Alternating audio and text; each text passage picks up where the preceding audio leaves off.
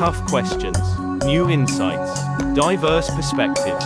Welcome to Questions of the Day with Fanuel Muindi.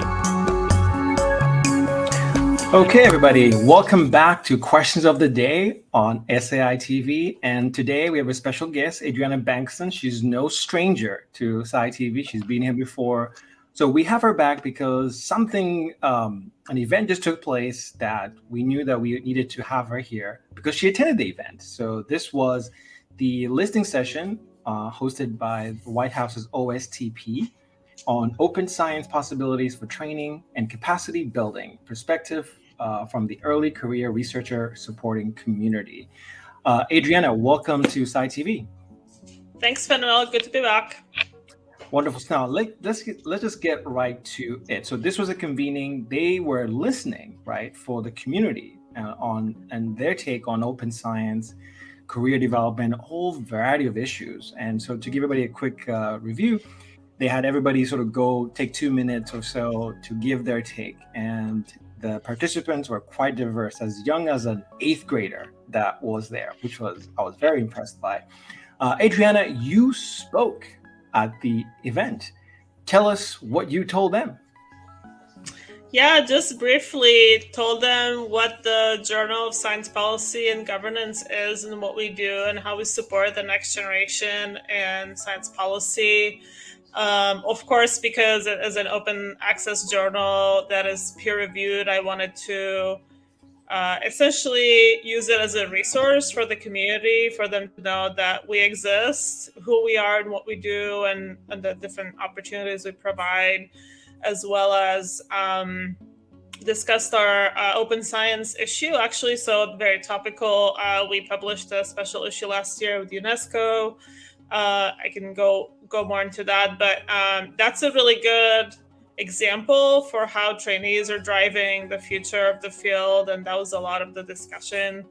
So I wanted to highlight that special issue too, because that's where really trainees are put their ideas for the future into. Yeah, and to take a step back, actually, open science, the way they described this at the beginning, they provided this sort of working definition, and I'll quote: the principle and practice of making research products and processes available to all while respecting diverse cultures, maintaining security and privacy, and fostering collaborations, reproducibility, and equity.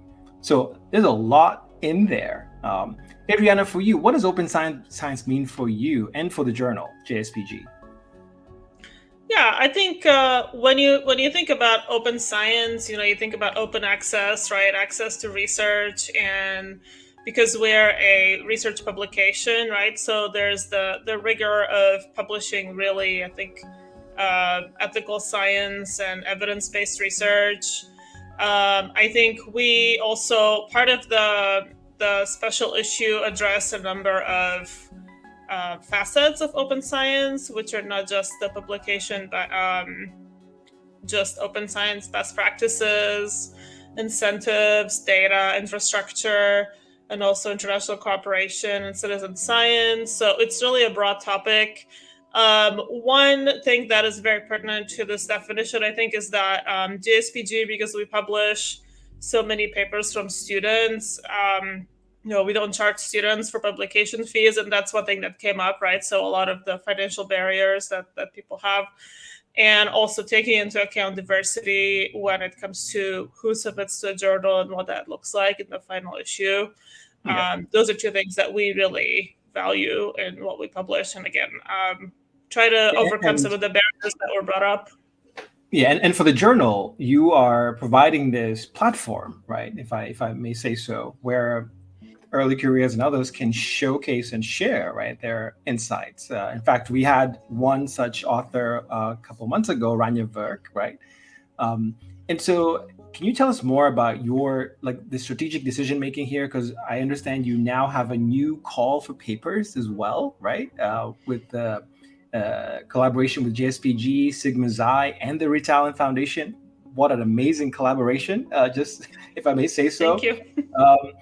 Tell us about just a higher level here, these specific calls for papers. The last one on open science was with UNESCO as well, right? How do they come about, and what is your goal with these special issues? Yeah, so a lot of the goal is for the past year and a half or so has been international expansion. So UNESCO really actually, this came about from a report that they had a few years ago, and they wanted to involve essentially young people in the conversation. They did a bunch of consultations and reached out to us. We had a connection with them through one of our advisors.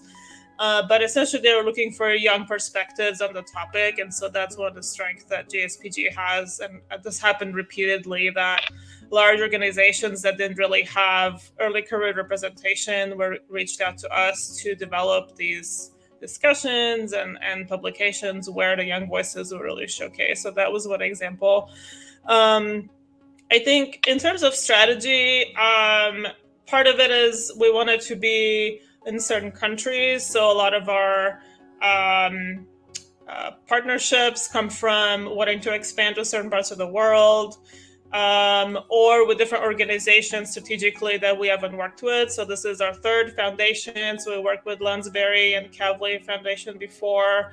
So that's really a big step forward for us, to work with another foundation, again, sort of building our portfolio of partners across different topics. And of course, the topical issues as well, because open science was a big discussion a few years ago. It is again. Civic science is also growing. So we want to be kind of where the discussions are happening as well. And so always looking for what the next frontier will be, and going for that, and who's in that space that we can work with.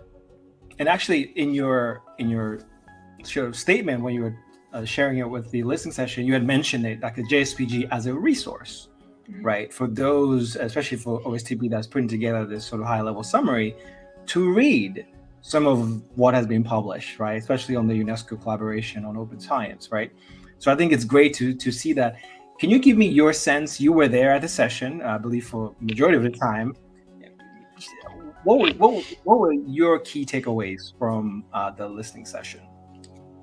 Yeah, I think that surprisingly, a lot of these discussions come back to changes in institutions to support open access for students, and who's paying for it, how much is it costing, and I mean that always comes up: is how much is open science, how can universities support it or afford it, because it can be expensive, and also a lot of this, and we do see this in the system too, that advisors often aren't supportive of certain publications or their students doing outside activities, right? So all these things come back to institutional change, advisors supporting some of these activities that would really help support and inform the next generation. That's really comes up a lot, I think, in these conversations that are high level, and what OSTP can do, I think. And of course, I sort of brought up that they could support journals like JSPG because we're an outside source to universities for education, and these papers actually have been used in the classroom before, as a tool. So it's a way to maybe help build the next generation without coming necessarily from the institution, where a lot of the barriers seem to be, especially when these OSTP discussions happen. That was one of the takeaways. Yeah, and in fact, it was almost an hour and a half. And again, as I mentioned earlier, 2 minutes, everybody would come on, say 2 minutes. And I think after a while, the whole line of people went through, and then the people took a second round, right, of sharing insights.